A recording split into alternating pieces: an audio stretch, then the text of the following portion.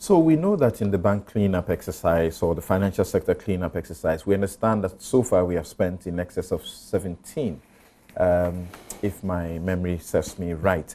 And we're expecting that we're going to hit up to 20. Now, where is that budget for the president's promise that there'll be full payment of deposits? That's not been budgeted for. Where is that money going to come from?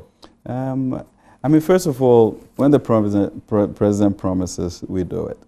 And I think the magic is for the Ministry of Finance to conjure up the appropriate resources and time our delivery of resources such that we'll fulfill the promise.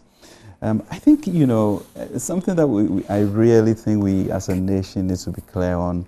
I mean, I was much younger then, but when Kufuor's government came, I mean, we had the country literally on the verge of imploding because of what you called HIPC, highly indebted poor country. And we have put our head in the sand pretending that it wasn't so. Okay, President Kufuor confronted that, and it led to finding the appropriate resources and support to be able to do that. In the same way, when we came in 2017, the asset quality reviews were clear from the Bank of Ghana as to where we are with our banking system, but the courage to make that decision had not really been invoked, and we went ahead to do it. So we had to do it, okay? So the question is, well, is it the most effective way that should have been done? I'm not sure there's any other way, but everything can be perfected. So given the resources that we had, we then went ahead to spend, what, some 12 billion or so, up to the 10,000 and the 20,000. President feels very strongly that we should move forward to now close that gap. And so between the Bank of Ghana and ourselves, we are going to do that. I had some extra $180 million at the Bank of Ghana that we hadn't touched, and I think we need about $3 billion to do that. $3 billion?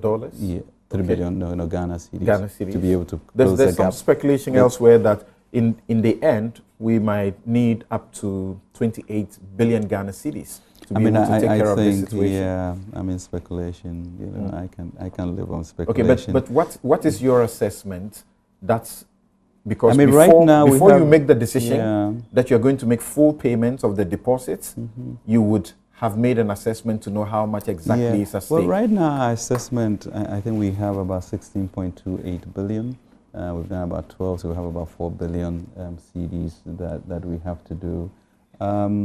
We'll see. And with that, as I mentioned, I have maybe 1 billion CDs somewhere, and then I can also add some paper to that. And these payments will be made in full as promised by the president, and he directed you to ensure it is done. This will be done this year. I don't know what the president has promised that has not happened. You know, this will happen this year. It has to. Everybody will get their money. It has to happen. You know, it's a toll tax, isn't it? But it leads to also realization of how we should be more circumspect as a country, as investors, as individuals. And that's just a painful lesson. But what's